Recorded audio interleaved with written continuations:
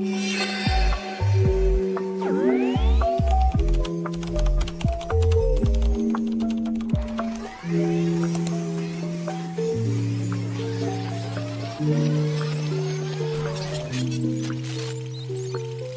AI.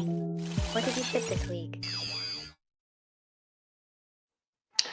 GM everyone, we are back with another banger of a Near AI ship stream, looking into what some of the projects that are building AI stuff on Near have been working on lately.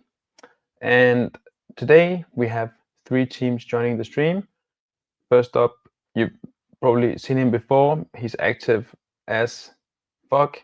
It's Arto Bendiken and Asimov Protocol. Then we have Jay from PingPay, and lastly, Elliot, who's here to talk more about what he's been shipping lately. And I am super delighted to be bringing Arto on stage as the first presenter today. Hello, Arto. Hey, that's a new description. I haven't heard myself described as active as fuck before. Sorry, but I'm very impressed. I'm very impressed. Thank you. But I mean, if that's all it takes to put out a tweet now and then no, I would say more on like the amount of appearances you've had on the show, how much you guys are pushing stuff, the event you pull off lately in San Francisco, all the stuff that's going on. I'm like, whew. I appreciate that. If only it was reflected in our funding as well. But yeah, well, this guy, fund this guy. I assure you. Well, of course, it's not financial advice. Do your own research, but yeah, indeed. I think it's a good bet to be made. Anyways, all right, I appreciate that, Peter. And let's talk about the usual. So, who am I? Exactly. All of this. Yes, I have this down pat. So hey guys, I'm Arto. I used to work at Near, led the EVM development at Near back in the dinosaur days. By the way, is my screen share showing up? I think it's not. Can you check, Peter? Yeah, there we go. Okay. And of course, we spun off all of that into Aurora back in the day. And since after Aurora, working on something called Asimov Protocol. This has been a really significant week for us this week. So we are doing something a little bit against the mainstream, especially over here in SF, where I currently find myself. Most people working on AI are working on very similar things. We are working a little bit to decide or potentially where the buck is going instead of where it's currently at. So we're working with a technology called knowledge graphs. You probably have been hearing more and more about it. And today, I'm actually quite pleased that I will be able to show you on this screen share the sort of first visual demo that starts to perhaps give, let's say, a visceral understanding of this technology. So we've been working on the backend tech here for something like a year very actively, a little bit more than a year very actively. But for the first time now, beginning to have enough maturity on all of the backend stack that we are beginning to focus on the visual bits that actually people care about. And this is what we, yesterday we had a great event, a sort of debut event in the Valley in SF, where thanks to sponsorship by Near Foundation, and we had Cameron Dennis keynoting it, followed by myself and Alex Chima from Exolabs. We had a really, really great event. I would say it was a complete success, everything that I could ask from it. And of course, we had the inimitable Robert Scoble moderating a panel between myself, Alex, and Cameron after the talks as well.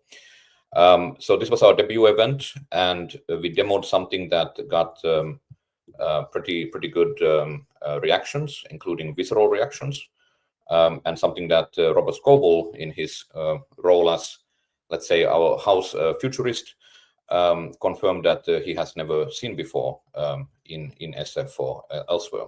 So I'm pleased to say that this recording is available in full. I believe action begins somewhere around the 19th minute. Need to cut that and repost later. And let me just show a little bit of what was going on over there. So Cameron's presentation was really interesting because, of course, it was hush-hush, as in this is the part that is not live streamed. If you weren't there, sorry, you missed out. And we got a sneak peek of what Near AI has been cooking, which I'm not allowed to talk about, but it was good stuff. And the Q&A session for Cameron went on for, I don't know, a good 20 minutes or something. So indeed, very significant things cooking. And maybe we'll catch him at a future Asimov session. That was us after the job was done.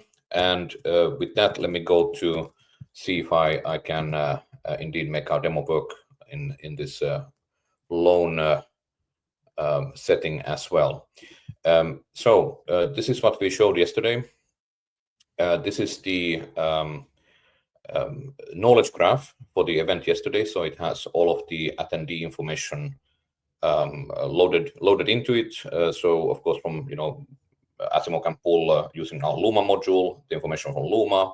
Then we enrich and augment that using the modules for pulling LinkedIn information, pulling Instagram information, pulling X profiles, and we pull basic profile information. We pull connections, who follows whom, these kind of things.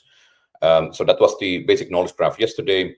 But there was a little bit of a twist, and what you're seeing now is the first sneak peek at Asimov's, shall we say, multimodal capabilities. So we have recently completed the audio pipeline, the video pipeline, meaning that we can now Asimov not only can listen to you and see you from the camera, it can recognize you by face, and that's what we were doing for the audience yesterday.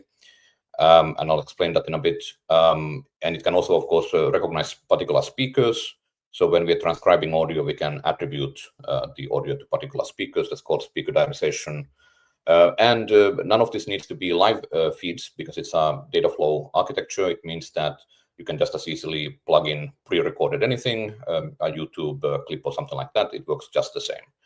And so what you're seeing on the screen is pretty interesting. Let me zoom in on this a little bit. So you can see that there's moi, that's my little node over there.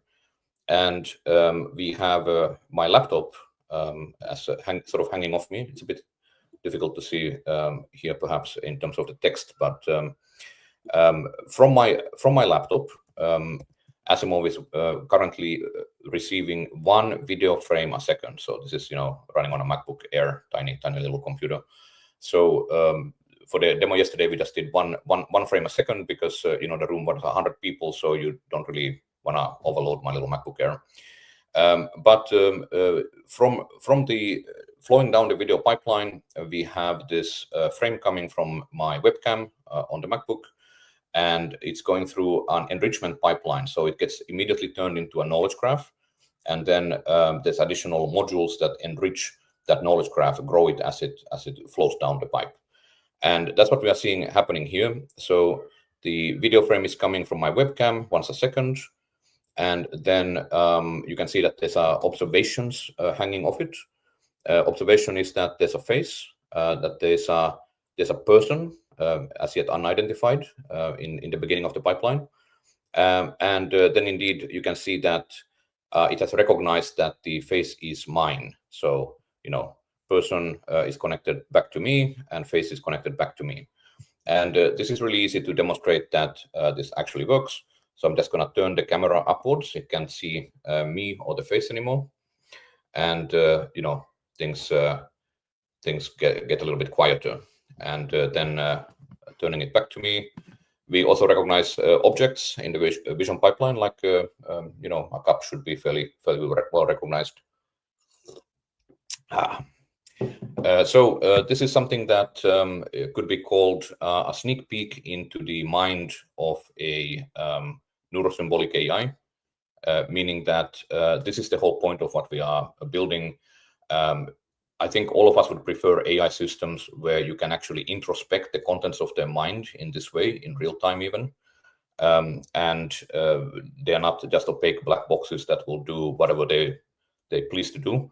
I've been driving a lot between the Valley and San Francisco with Tesla's full self-driving.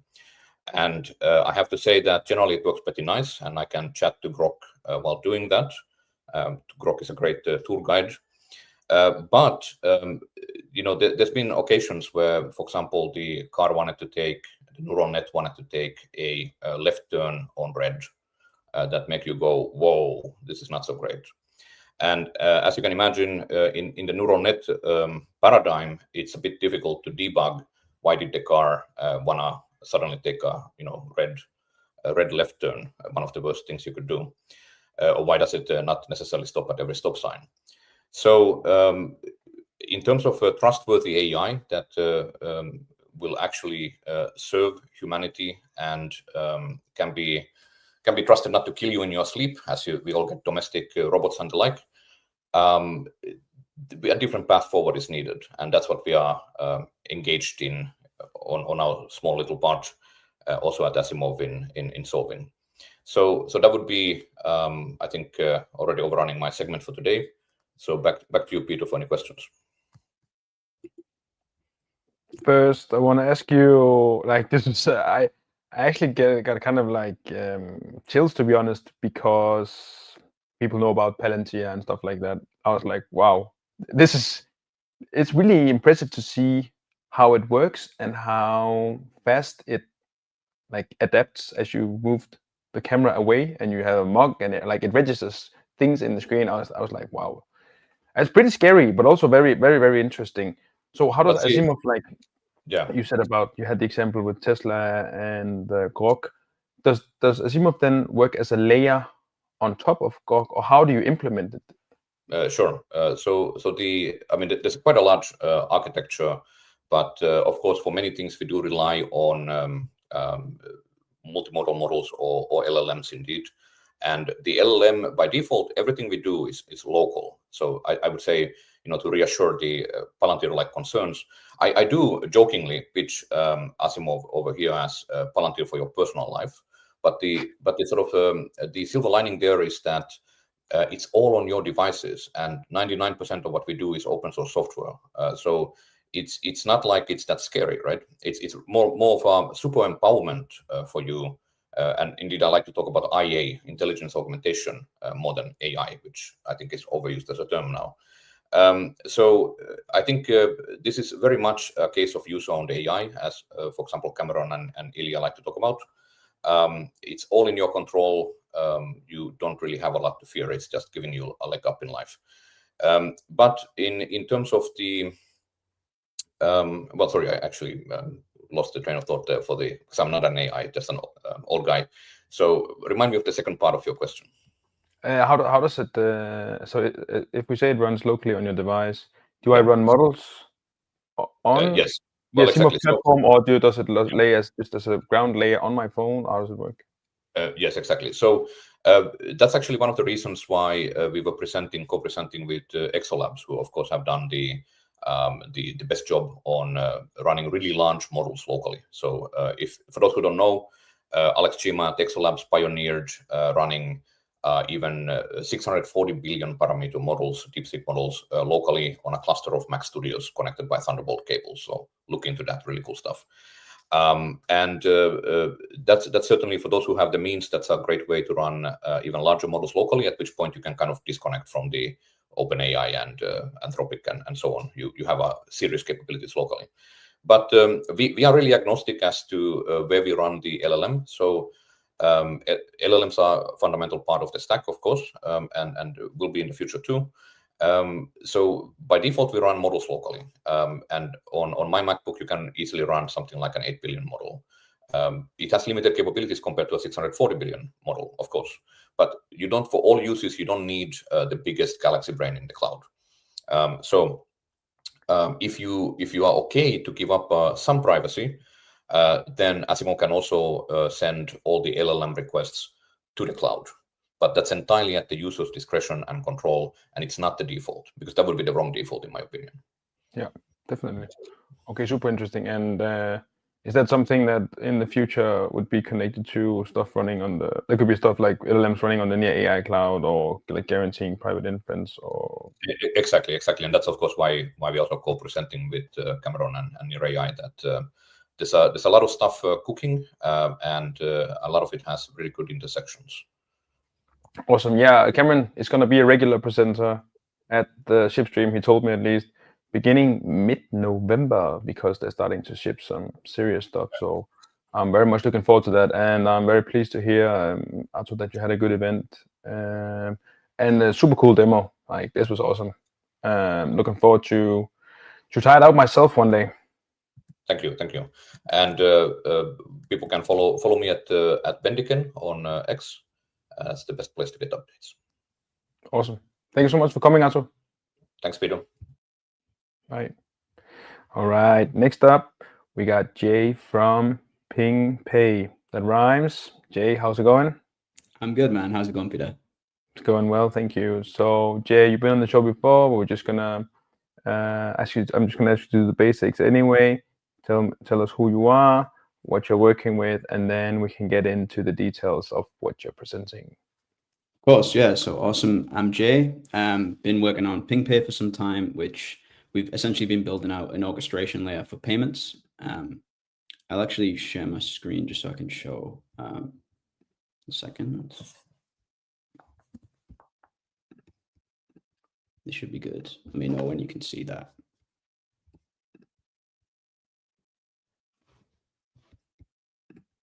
It's all good.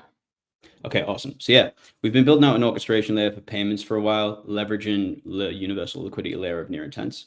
Essentially, kind of the whistle-stop tour is Ping sits at the center layer above fiat and all chains, acting as one payment network that connects blockchains and fiat systems into a range of different use cases.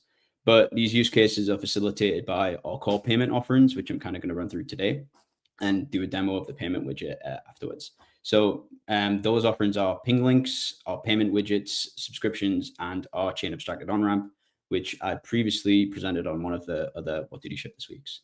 So yeah, today I obviously wanted to talk about shipping of the payment widget.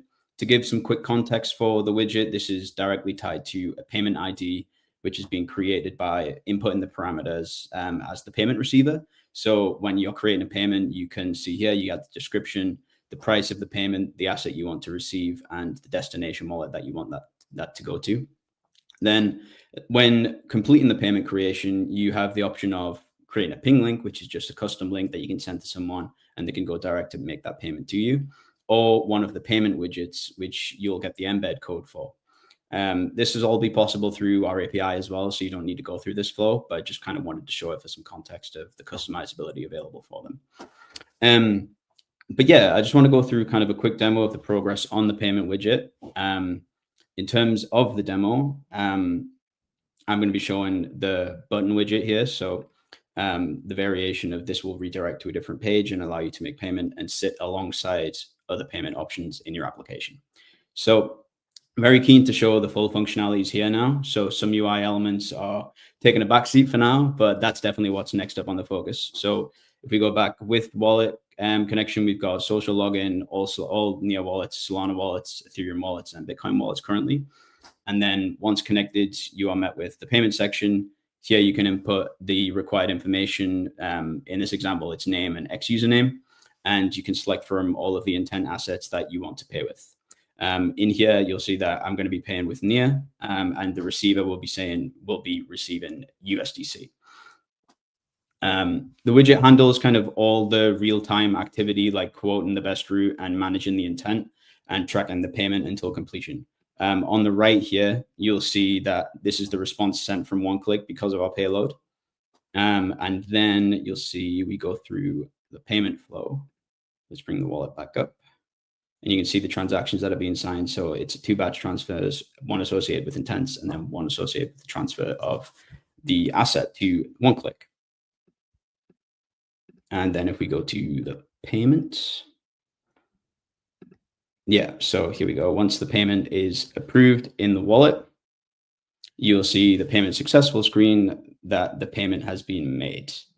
So there's actually supposed to be a progress screen here. Essentially, but the payment went through so fast that it skips that, which is kind of a really good example of near intents working in a good way. But yeah, you can then view this on the Explorer. If I just kind of take it back here. So yeah, we complete the payment. All of the details of the successful payment are shown, fees, status, and everything like that. And then go directly to see that payment that's been made at this payment widget live on Intents here. So yeah, that's kind of like the overall live demo of things. And then we also have on the next slide, kind of see where we plan to go with this. And I think this will be good for coming back for a few ship streams in the future. So we have the payment widget that will be shipping alongside the rest of the platform this quarter, which can be embedded into sites and applications to enable anything to anything payments. This means that as a user, they can pay in any asset on any chain, even fiat, and the receiver can choose the asset that they want to receive, ping and near intents, then handles the rest in the background. You can see here, there's the 3 different payment options that the user gets. Pay with wallet, which I just showed you. This is obviously a more spruced up UI version that we're going to be shipping when it gets to production. This allows you to pay directly from wallet for Near, Solana, Ethereum, or Bitcoin wallets currently. Then there's the pay with QR code or deposit address option for any near intent asset not directly supported via the wallet connection. And then the pay with card uses our Ping on-ramp SDK to let users on-ramp fiat directly into the target asset the receiver is wanting to receive, which ties directly into the on-ramp that I previously showed on one of the other ship streams. But yeah, the payment widget is aimed to be pretty flexible, direct for your use cases. Obviously, the demo I showed, there was a collection of information. These screens just show where it's specifically payment. You can add NFT token gating discounts or collect extra information of payment, whether that be delivery info that is tied to pricing of that delivery or just social handles like I showed in the demo. But yeah, that's kind of everything I had planned. Kind of happy to go through any questions around that, Peter, or kind of talking anything in more detail. Awesome demo, Jay, and great to see the progress. And I want to say you're always more than welcome to come back. We love people that ship, and we want to give them every credibility and all the highlights in the world to show the world what they're actually doing. So please do come back. The question would be, when can I start using PingPay? Yeah, so the goal is to be shipping this quarter. So obviously we're in towards the end of October now. So before the end of December is the goal. I'm going to be aiming to do some community activations ahead of that. So kind of working with Black Dragon on doing some merch activations with them and kind of facilitating the payment side of their broader social campaign, which is pretty exciting. So keep an eye out for that. And then kind of working with some small test batches in the run up to that to allow people to create some payments, make payments. So I'll message you about that and let you kind of do some of that testing when we're ready for that as well. But yeah, it's kind of all systems go for the rest of the year. The goal is to ship this year and be on a few more streams this year as well. That's my goal. Awesome. So that means any project in your ecosystem, they should reach out to you to help you get this product activated. I'm thinking maybe the hot DAO guys could be interested as well on the wallet. Yeah, I mean, anyone that's wanting to receive payments for any use case, I'd love to chat. And also anyone that is working on payments themselves, I definitely want to look at kind of areas for collaboration across different payment projects. The goal with Ping isn't to be kind of like the only payment provider. It's to tap into as many different payment providers as possible and allow people to make the payment experiences that they want to create. So this could both be from I could be running a shop and having PingPay as a payment system, or it could be peer-to-peer, I guess, as well. Yeah, exactly. So if you want to split a bill that you went for food with someone and pay and just split that between yourselves as crypto, that's also kind of more of a customer use and like a general user use case than needing to sell things. So kind of trying to cover everything at once. So who would you target first? Like, are you going towards merchants? Are you going towards end users? I mean, kind of the activations we've got planned are kind of very much centered around like Black Dragon merch as kind of the initial test bed and rollout. But the way I see it is sending money to other people is way too difficult in non-crypto and crypto. So definitely keen to facilitate those payments between each other and make that a lot easier and not need to worry about the asset that gets transferred. I'm thinking Nearcon should run on PingPay, no? Yeah, I think there's like side events, tickets, that sort of thing. Definitely open to looking at that sort of thing. I guess kind of one of the key use cases we looked at was kind of accepting gated access for ticketed events, which I think is cool. So yeah, that would be awesome, to be honest. But I guess also just as a payment system, let's say I want to buy a cup of coffee at the event. Yeah, exactly. And I think that would be awesome, and definitely something we can look to set up. And how does it work, Jay? As if I want, because I think what pops into my mind is how do I get it into the real world? You know what I mean? Because we're still at a phase where I'm 100% sure these systems are going to get adopted. We see like massive efforts being pushed from Shopify, Stripe, all the big players, MasterCard, right? Even the Swift banking system now. When do you think are they playing together as of now, or how do you work on that with Ping? Because I understand you can do the on-ramp ping, but can I do the off-ramp ping as well? Yeah, so I think that's kind of a really topical issue, and the way I look at it is payments are way too siloed currently. Like each chain is working on their own specific payments. There's new layer 1s and layer 2s launching that are working on their own specific payments, but kind of nothing's communicating with each other, and it's all kind of, I need an account here, I need an account there, I need an account here. And that's kind of the goal with Ping and tying into Intense, is to abstract that away as much as possible and essentially allow it to be, okay, you accept crypto in your shop, I can pay you with whichever asset I want to pay with. You will receive the asset that you want to receive, and make that as seamless as possible, and not make it be, oh, I only receive Bitcoin at my shop. I only receive Near at my shop. Make it very much, what do you want to be paid in? And I will pay you with what I want to pay you with, and kind of remove any part of that friction. And yeah, when it comes to off-ramping is definitely a focus we want to look at. As far as we've got the on-ramp in the works, so being able to let people pay with fiat, but letting people receive fiat is another hurdle that we're looking at. But obviously that has more hoops to jump through than the on-ramp does, but definitely something on the radar. And I think also to your point is that this is something that's it's gonna take longer, but it's probably also gonna be settled at another level. So at some point, that's just the way it's going to be. Yeah. Maybe there's no reason to actually go too deep into that area for now. Yeah, I mean, we're always keeping kind of in-person payments in mind. So that was a big part of the QR code option, of letting people scan with their wallets in person and let people generate those QR codes in different shops and things like that. I think, like you mentioned, NearCon, a good test bed for that would be, oh, you want to pay for a coffee, or you want to pay for an issue of Near Week, like even just kind of a tip, that sort of thing. I definitely want to test and try and make that as streamlined as possible to allow in-person payments. Awesome. Well, Jay, we're always very happy to have you again. Keep cranking on. Super excited about what you're working on. Yeah, keep up the good spirit. I know these months, at least if you're in Europe, can be tough. At least if you're in Northern Europe, and if you're in the UK, can be, I guess, UK, Scandinavia. Those months are tough, right? So yeah, it's very gray. There's not much sun. Oh, exactly. It's very gray, windy, and rainy, right? Exactly. Yeah. And the sun doesn't shine that much. So keep up the good spirits. Thanks, let us know if you need anything. We're here to help you out. And yeah, looking forward to seeing you again. Nice one, man. Thanks for having me. You're welcome. Bye. All right. Okay, that was fast, man. But Elliot, you're one of the fastest guys in the Near ecosystem, correct? Yeah, I mean, I hope so. I'm running out of battery, so I gotta go as fast as I can. Okay, we gotta go fast then. Elliot, this guy's gonna present himself now. I'm just gonna leave the stage. Take it away, Elliot. Awesome. Well, thank you. It's great to be back. It's been a while since I've been on here.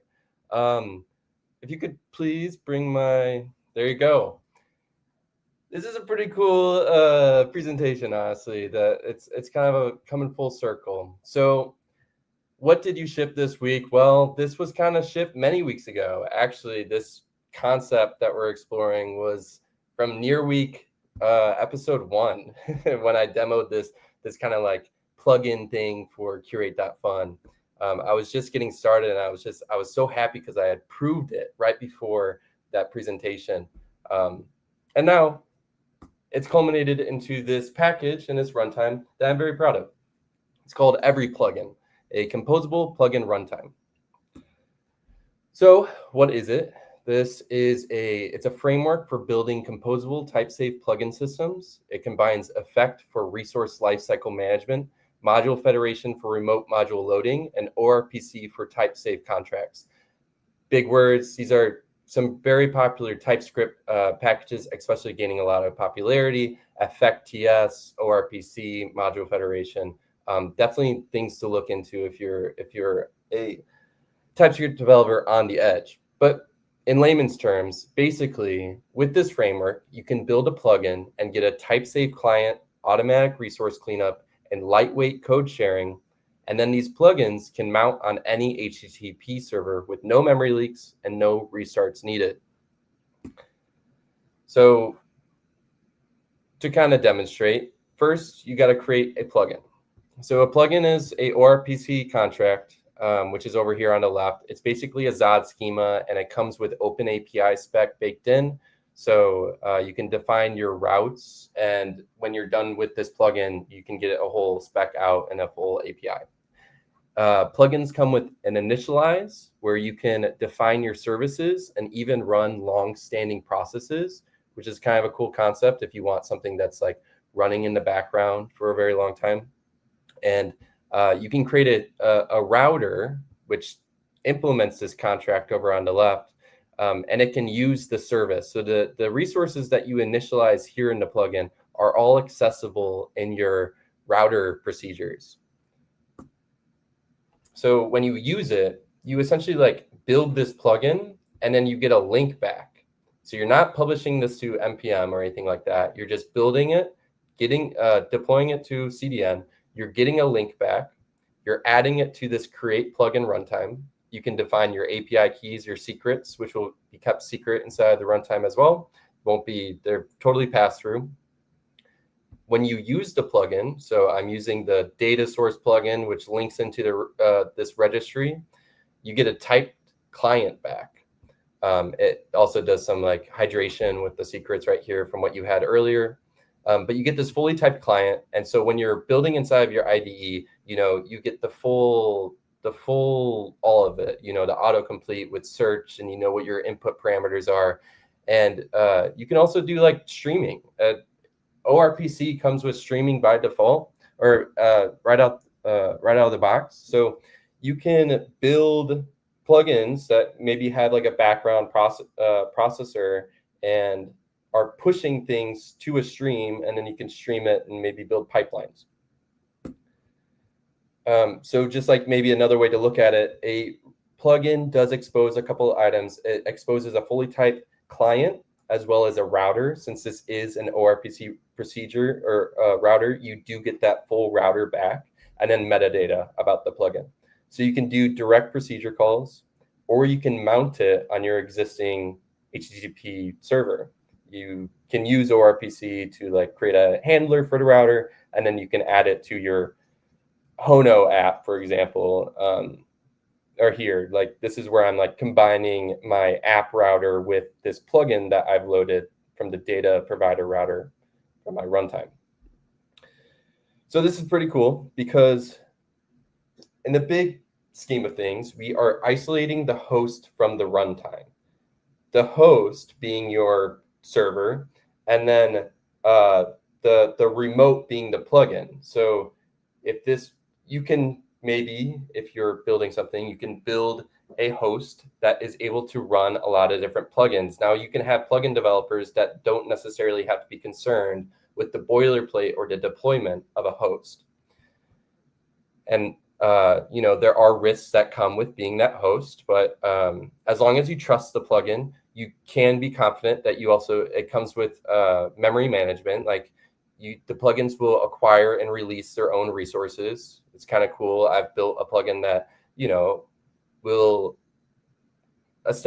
create a SQLite database and even migrate inside it when it gets initialized. And then you can access this SQLite database, which is essentially a file inside your plugin, and you can run your routes around it.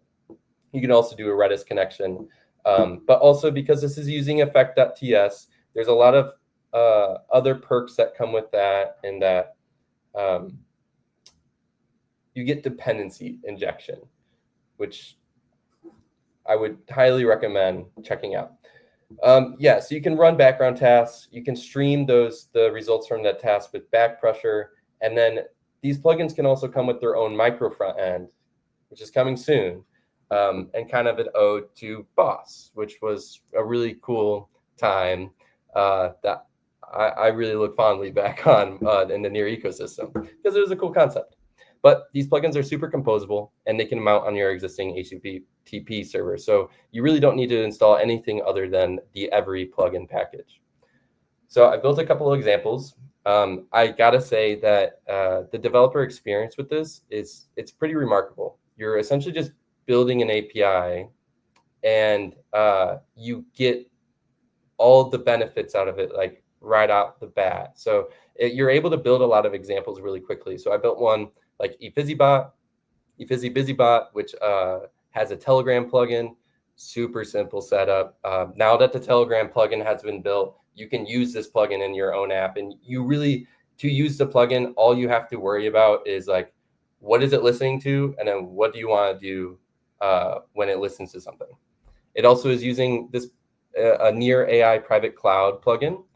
So all these conversations that this bot is having are happening and using Near's private inference. You can scan this QR code if you want to see this example.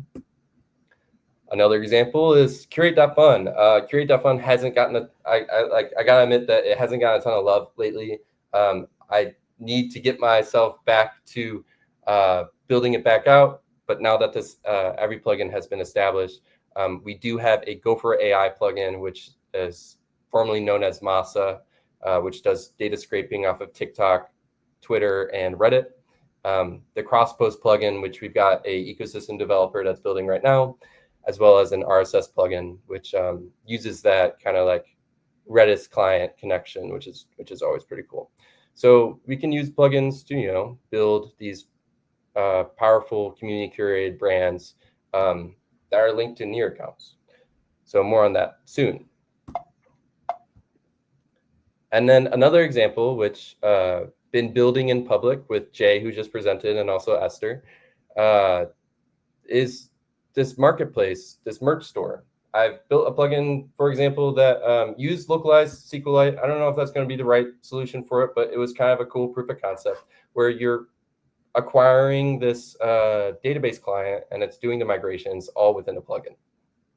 So if you want to tune in, we've been doing build-in publics. We're doing them every Thursday. Come hang out, watch us figure this stuff out. And now I want to introduce some bounties. So you have an opportunity to start building some plugins yourself. If you scan this QR code, it will bring you to this Nern bounty right here. So build some data adapters for an intense competitor API. So to be clear, we want to build a dashboard that will compare these quotes and liquidity depth across Near Intense and its leading competitors. But first, and this is the focus of the bounty, is that we need to gather the proper data from our competitors. So this bounty is to build several different plugins for the specified providers. So you can stack them. You can build several plugins. Just make sure that you build only one plugin per data provider. And we want to collect these metrics: volume, the rates and fees, the liquidity depth, and the available assets of this bridge or DEX that you're working with. It does come with a template repository, which already has all the plugin stuff hooked up, and a web app where you can test your plugin. But essentially, if you're going to build this bounty, come in, fork this plugin template. I give you a full llm.txt that you can load, and it will tell you everything about it and how to build every plugins, as well as, of course, read the README. It will walk you through how to build a plugin for your data provider. Pick the one that you want, copy the template, replace the implementation with the API to this provider, and then run the tests at the end. It does come with a full sample test framework, which I'll also say tests become a lot easier using plugins. It comes with some helpers. You're really able to isolate your business logic rather than having to worry about spinning it all up. Yeah, so that bounty is out there. We're looking for 7 plugins, each one for the different adapters. Each plugin is 100 NEAR. You can make multiple submissions. We will be testing the submissions and choosing the submissions that have the best implementation or the most robust. Maybe they have rate limiting with the appropriate provider. And we can even compare them. Because they're plugins, we can swap it out really easily, and we can see which one is faster or which one does it better. So scan this QR code if you'd like to start building. And yeah, deadline is in 2 weeks. Thank you for having me. Awesome. Thank you so much for presenting, Elliot. Super interesting what you're building. First, I want to ask you, the episode you referred to in the slide, was that the not safe for work one? Or do I remember? Do you remember that one? Which one? The episode of the Shipstream. Oh, that was that one. You're right. Wasn't it? I remember the background. I was like, oh, that looks familiar. Yeah. Anyway, you don't have to go into detail on that. Yeah, that was the day the internet broke. Yeah, exactly. The day that NEAR make massive headlines. Still does, right? But this was kind of like other headlines. What would your call to action be for people just to be like, go around, play with the technology? Yeah, so I mean, scan this QR code right here to get the docs. And then the call to action is to go onto Nern and try and get the bounty, you know, build a plugin to win the bounty. We need this. And oh, I should also mention there is a Telegram chat. So make sure that if you are trying for the bounty, join the Telegram chat and you can ask your questions there. We can talk, all that type of thing. Awesome. And on a note of interest, on that the merch store, or like what is it you guys are building? Like we previously had a merch store. There was some interest, but not a lot. We decided to close it. We still think a lot about merch because we love clothes. Yeah. What's gonna happen with it? Can we contribute anyway? Yeah. Yeah, absolutely. I was actually looking for the NEAR Week marketplace. That makes okay. So you guys did take it down. Yeah, we're running on Shopify. We had, like, Foundation was using it at some point for employees when it started. Not a lot of organic traffic. Not a lot of people from the ecosystem actually using it. Like we had everything on there, right? And then we're like, okay, does it make sense? We still have to keep updating the product, but we still want to, like, that's our thing. We love to do it, right? So anyway, we can help out. Yeah. Yeah, no, please. So, I mean, the goal of the marketplace is ultimately, you know, there's a couple layers to it. One is that marketplaces are just vital for a Web3 ecosystem. I mean, it is the one of, if not the most practical applications of blockchain and Web3. And you know, so it's building that proof of concept of how NEAR is especially susceptible to marketplaces and hosting them through global contracts.